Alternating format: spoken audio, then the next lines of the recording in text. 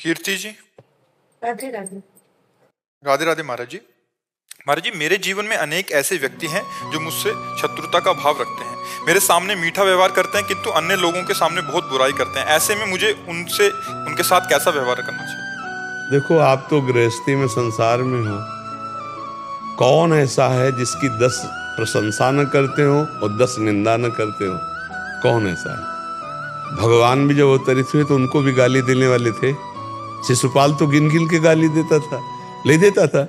हाँ, तो हमको ये चाहिए कि उनके विचारों को देख करके, उनकी भावनाओं को देखकर हम प्रभु से प्रार्थना करें कि उनकी बुद्धि शुद्ध हो, उनके विचार शुद्ध हो, और जब हमारे साथ कटु व्यवहार करें तो हमें चुपचाप सह लेना चाहिए। जहाँ तक सीमा है, सीमा के आगे नहीं। एक सीमा है, मतलब आप उपहास कर रहे हो, आप बोल रहे हो, हम सह गए, लेकिन आप हमारे धर्म, हमारे पवित्रता, हमारे जीवन, तो फिर वो दूसरा व्यवहार हो जाएगा। फिर कानून का सहयोग ले ले, फिर उनका विरोध कर ले, लेकिन जहाँ तक एक सीमा तक है वहाँ तक सह जाना चाहिए।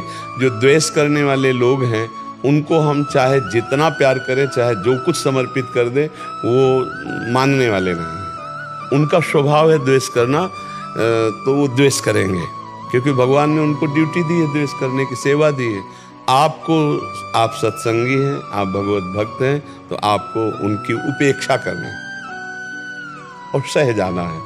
क्योंकि अगर हम वैसा व्यवहार करेंगे तो उनमें और हम में अंतर क्या रह जाएगा? और हमारे शांत व्यवहार से उनका उग्र व्यवहार कहीं ऐसी जगह फंसा देगा कि उनको बराबर का दंड मिल जाएगा।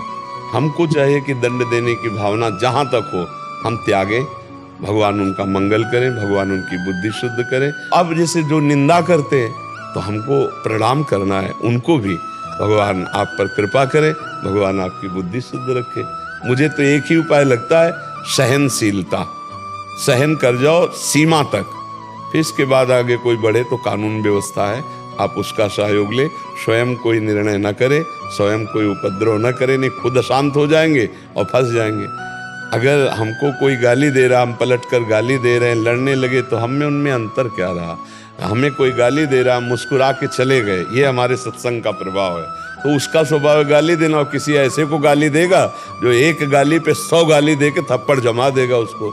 अवश्य भगवान मिला देते हैं। भगवान की सृष्टि में सब क्वालिटी है।